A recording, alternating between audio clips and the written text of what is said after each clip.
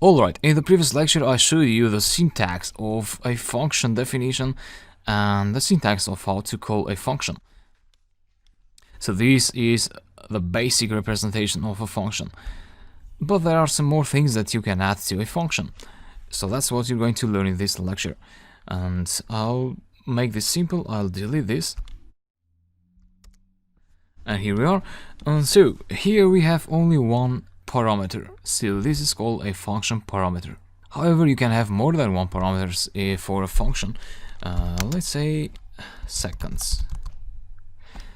So in this case, I allow the user to enter both minutes and seconds, and then the program will calculate the hours based on that. So basically we want to add seconds here, seconds divided by 3600.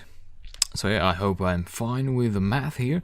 So minutes divided by 60 give you hours, and then seconds divided by the number of seconds in 1 hour gives you the hours. And yeah, we add them up and we return hours. Therefore, let me delete this 10 here. In this case, when you call that kind of function with two parameters, you'd want to pass two values, 60 let's say and 300 for seconds. Save, execute, and you get 1.25. And that's how you can add multiple parameters to your function and multiple values. Now if you don't pass a value there, one of the parameters, and you execute, you will get a type error. This is saying type error minutes to hours is missing one required positional argument, which is seconds. So you are not allowed to miss a value for a positional argument. So seconds is a positional argument which you need to pass in the function call.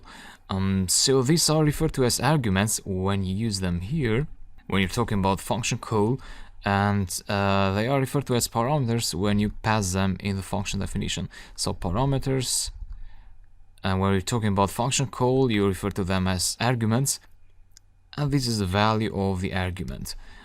And so positional arguments need to have a value passed in here. But default arguments don't need a value, and a default argument is when you use something like that. 70, and let's pass 300 in here. Execute. So syntax error, non-default argument follows default argument. The non-default argument here is this one. So positional arguments, such as seconds, are also referred to as non-default arguments. So the non-default argument second follows the default argument. That gives you a syntax error in Python, because Python will get confused when you pass this 300 here. So it doesn't know whether you pass it for this one or for this one here. Therefore, you need to pass the default argument after the non-default argument. So seconds and minutes. Now if you save the script and go here, this time you'll get a correct output. So 1.25. So let me summarize again what happened here. We have a non-default argument and a default argument which has a default value. Therefore, when you call the function and you pass only one value, Python knows that you're passing that value for the non-default argument. And for the default argument, Python will use the value of 70. However, if you pass another value there, let's say 200 minutes, save the script, execute, you'll get another output, because Python this time used the value of 200 for minutes instead of its default value. So when you don't pass a value, Python uses the default value. When you pass it, Python uses what you passed in the function call. So this is useful when you create functions where some of the arguments will have a value that is not very likely to change very often. Something else about functions before I close this lecture. You don't always need a return keyword in here. You can also do, let's say, print hours, and then you don't need a print statement there. You just do that, execute, and you get the same output. However, note that, if you do +10 now and you execute, you'll get an error because it says non-type and int, so unsupported operand type for non-type and integer, which means the non-type is this one here.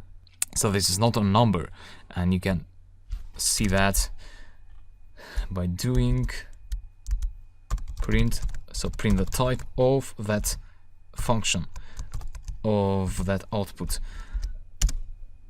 and you'll see that this is a non-type, so the function doesn't produce a number when you use print. So bottom line is, when it comes to what the function does, you have two types of functions. You have functions that generate an output, and you have functions that perform some procedure. So this was an example of a function that performs some procedures. In this case, what this function did was it calculated hours and it printed hours. It didn't return an output. And other cases might be like, when you create a file, so you process some files, you create a text file, you write some output in that text file, and you don't need a return keyword in that case. But we will see that later when we cover file handling in Python. Most of the time though, you will have to return a value here. So that's the idea. This is about this lecture, and I'll talk to you later.